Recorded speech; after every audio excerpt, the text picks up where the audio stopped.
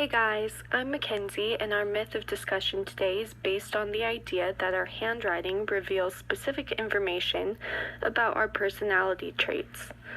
There's actually a specific branch of study of this proposed phenomenon called graphology, where these graphologists analyze the specific structure of individuals' handwriting.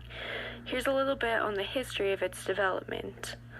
According to the given text, 50 Great Myths of Popular Psychology, graphology originated in the 17th century, where this physician named Camillo Baldi influenced the Italian clergy Abbe Jean Hippolyte Micon, and together they began teaching an analytic approach to interpreting writing based on specific signs and characters, like slants and loops in letters and so on, and connected these so-called signs to personality traits.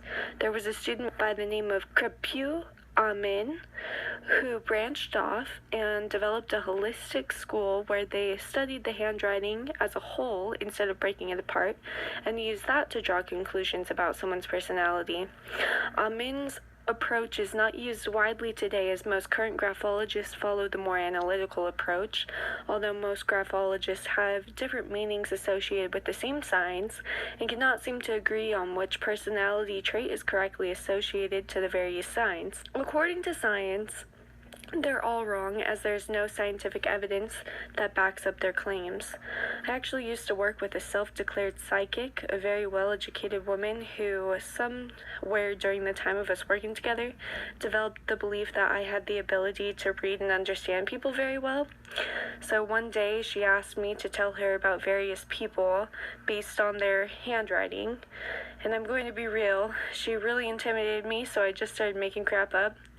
And man, she went on for probably like 6 or 7 minutes about how this specific person was probably flighty and self-centered, how she must be consumed by things of unimportance and will easily become fixated on things that didn't really matter, all based off of the loops and swirls in her beautiful handwriting.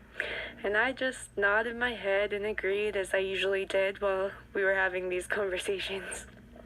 I looked up some of the graphological handwriting traits and their associations to specific personality features as listed on the website handwriting-graphology.com, and have some examples of what these graphologists are looking at.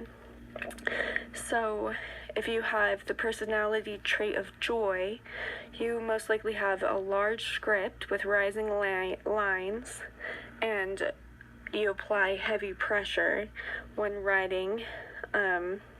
Lethargy shows up with slow script. Lucidity occurs when you have good organization of spacing and things are simplified. So there's just a lot of these different traits associated with specific ways of writing, and how you can interpret the ways of writing that is found on this website. And here are some of the common claims of graphologists as discussed by B.L. and D.F. Berenstein. The first is that writing is individualized and personality is unique, so that they must reflect the other. Because these two things are unique, they should be connected, and that's their argument. But in what world does this make sense? My voice pitch is unique according to my Siri, who only responds to my voice. So is there also a link between my voice and my handwriting, or how I walk, or how I think, and so on? That just doesn't even logically make sense. Another common claim of the graphologists, according to the Berensteins, is that the police and courts use graphology, so it must be valid. And that's certainly a logical fallacy if I've ever heard one before.